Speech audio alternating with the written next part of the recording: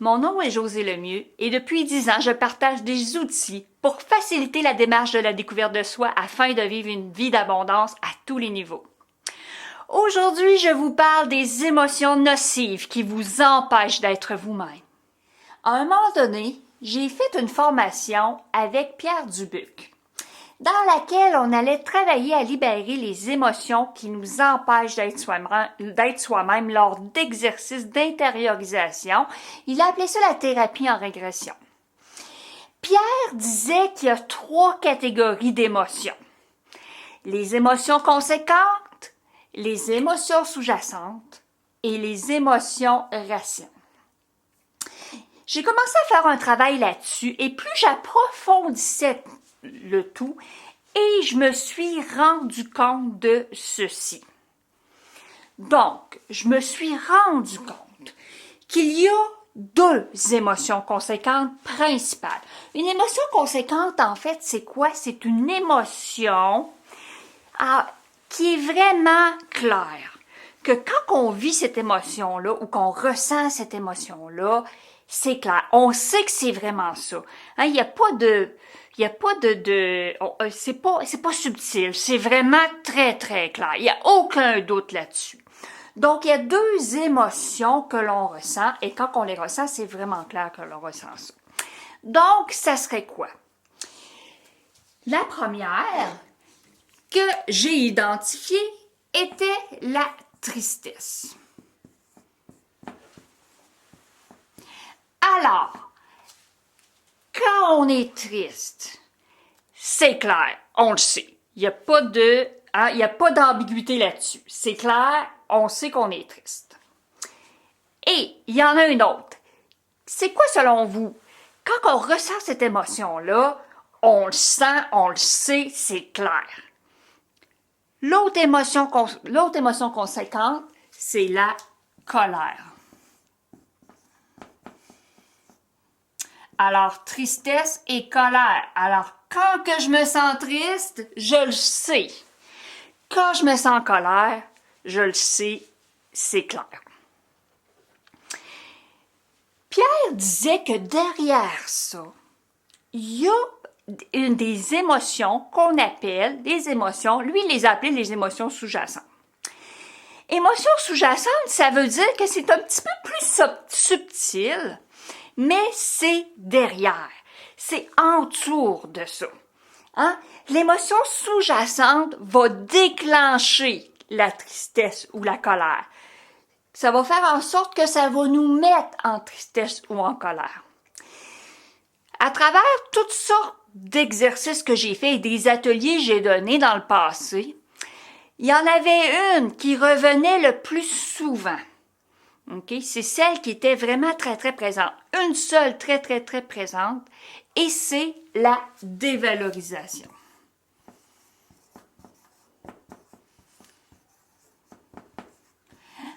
Alors, je me sens dévalorisée, ça va faire en sorte que je me sens triste, ou en colère, ou un et l'autre, ou les deux. Et là, si on va plus loin, il y a aussi des émotions que Pierre a appelées des émotions racines. C'est-à-dire, elles sont beaucoup plus subtiles, elles sont derrière tout ça. OK? On les ressent moins, c'est moins clair. Mais ce sont les racines. Ce sont celles qui déclenchent le fait de se sentir dévalorisé, qui va faire en sorte que je me sens triste ou en colère ou les deux. Alors, à force de faire un travail, encore une fois, sur moi et aussi par rapport à des ateliers que j'ai faits et aussi que j'ai appris aussi avec Pierre, il y aurait 5 émotions racines. Alors, je vous les donne. Les émotions racines, l'abandon,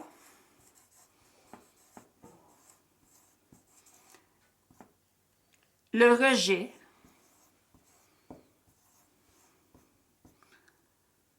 l'humiliation,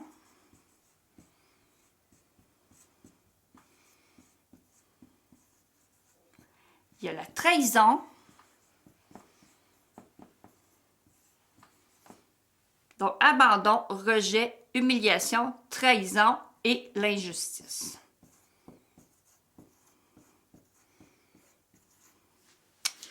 Lise Bourbeau, elle écrit un livre qui s'appelle Les 5 blessures de l'âme. Et les 5 blessures de l'âme, ce sont les 5 émotions racines. Donc, si je me sens abandonnée, ça va faire en sorte que je me sens dévalorisée et qui va faire en sorte que je me sens triste ou en colère ou les deux. Si je me sens rejetée, ben ça va faire en sorte que je me sens dévalorisée. Ah, bien sûr, je me sens rejetée, donc je vais me sentir dévalorisée. Et ça va faire en sorte que ça va me rendre triste ou en colère. Donc, quand on va entreprendre un travail sur soi pour faire en sorte qu'on se libère de ce qui va faire en sorte qu'on n'est pas bien avec soi-même, qu'on n'est pas bien dans notre corps, qu'on n'est pas bien dans notre peau, ben on va chercher à identifier quelles sont les émotions racines. C'est les émotions racines qu'on va travailler et non les conséquentes ou les sous-jacentes. Vraiment celles qui causent, qui sont à l'origine de tout ça. Donc, mais, bien sûr, comme je l'ai dit tout à l'heure, les émotions racines sont beaucoup plus subtiles, donc beaucoup plus difficiles à identifier. OK? Mais ce sont celles qu'on va chercher à identifier pour régler ça. Ça va comme une mauvaise herbe. Hein? Il faut enlever la racine pour plus qu'il repousse. Donc, même chose, on va chercher à voir c'est quoi la racine pour régler la racine à la base. Mais là, j'ai encore été plus loin par rapport à ça. Et tout en faisant, encore une fois, mais là, ça c'est vraiment lié à une démarche personnelle et aussi avec des ateliers que j'ai donnés dans le passé, je me suis rendu compte qu'il y a encore quelque chose d'encore plus puissant, plus profond, plus destructeur. En fait, il y a une racine des racines.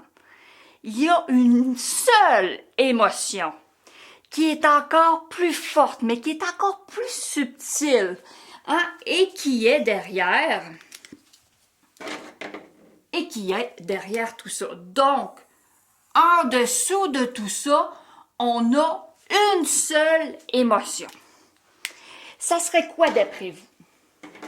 Qu'est-ce qui fait en sorte que je me sens vraiment mal à l'intérieur? C'est quoi l'émotion, une grande émotion qui est vraiment très, très, très destructrice et qui est derrière tout? Alors, c'est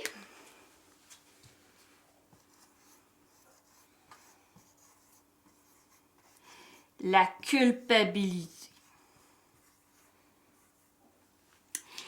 C'est-à-dire que d'une façon beaucoup plus subtile, on se sent coupable, inconsciemment, la plupart du temps. Pensez-y bien. À quelque part, oui, je me suis sentie abandonnée. Si vous avez vécu, on a vécu des situations d'abandon ou on rejette derrière, avez-vous déjà pensé, mais peut-être que si j'aurais fait ça, ou si j'aurais fait telle chose, ou telle autre chose, ou peut-être que si j'aurais pas fait ça, ça me serait pas arrivé. Il y a peut-être de quoi que j'ai fait qui a fait en sorte que ça m'est arrivé. Il y a peut-être de quoi que j'aurais dû faire pour pas que ça m'arrive. Donc, d'une façon vraiment plus subtile, je me suis rendu compte, et ça, là, c'est vraiment à l'unanimité, à travers tout ce que j'ai fait, qu'il y a toujours un sentiment de culpabilité derrière. Plus subtil, comme je le disais. Et la culpabilité, bien sûr, ça va faire en sorte que on s'aimera pas. Donc, la culpabilité, c'est aussi du non-amour de soi. Est-ce que quand vous vous sentez coupable, vous vous aimez? Donc, c'est sûr que si on se sent coupable, on ne s'aime pas. La culpabilité va faire en sorte qu'on va se rejeter soi-même. Ça va? Donc, et ça, c'est partout.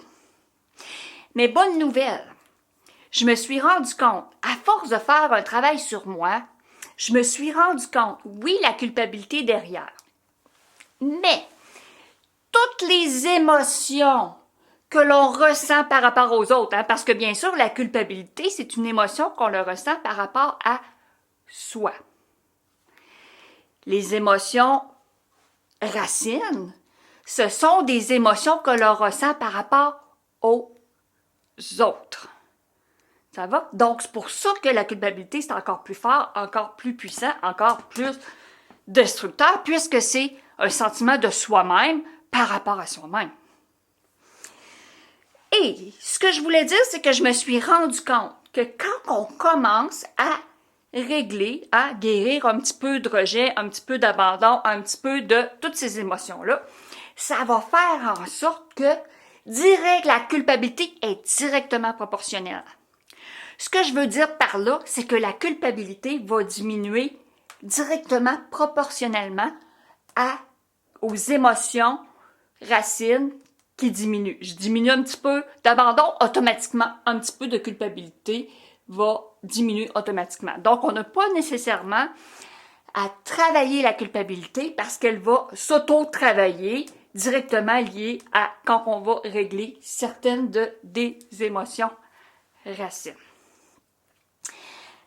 Alors, puisque la culpabilité, c'est du non-amour de soi et qui est la racine aussi des racines, donc le but de l'incarnation, c'est quoi? Pour plus avoir tout ça, hein, dans le fond, c'est de régler qu'est-ce qui est à la base, la racine de tout.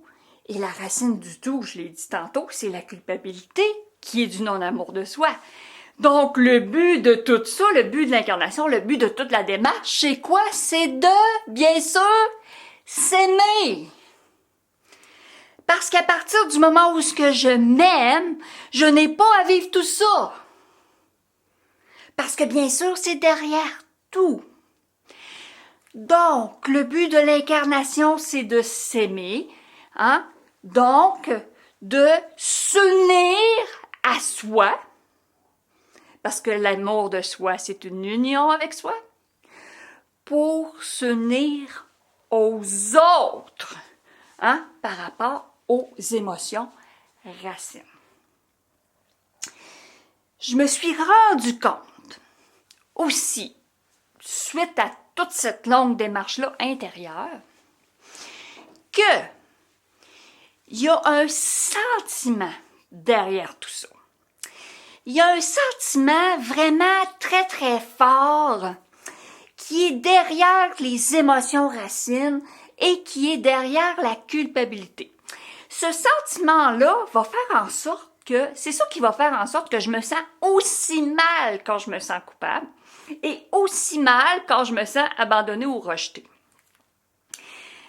Ça serait quoi, d'après vous, le sentiment qui est là derrière tout ça? Il y a un sentiment qui perdure dans le temps, qui est toujours là, qui va faire en sorte que je me sens aussi mal. Qu'est-ce qui fait en sorte que je me sens aussi mal quand je me sens coupable? C'est parce que je me sens séparée de moi.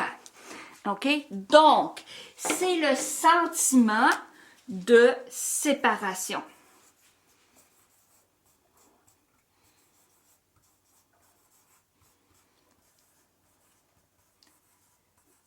Je me sens séparée. Il y a un sentiment derrière qui est le sentiment de séparation. Par rapport à moi-même, par rapport à la culpabilité, okay, je me sens séparée de moi. Et par rapport à l'abandon, qu'est-ce qui va faire en sorte que je me sens aussi mal quand je me sens rejetée ou que je me sens aussi mal quand je me sens abandonnée? C'est parce que je me sens séparé de quelqu'un. Donc, le but de toute la démarche est de, je l'ai dit tantôt et je le répète, ce n'est arrêter d'être séparé, dans le fond.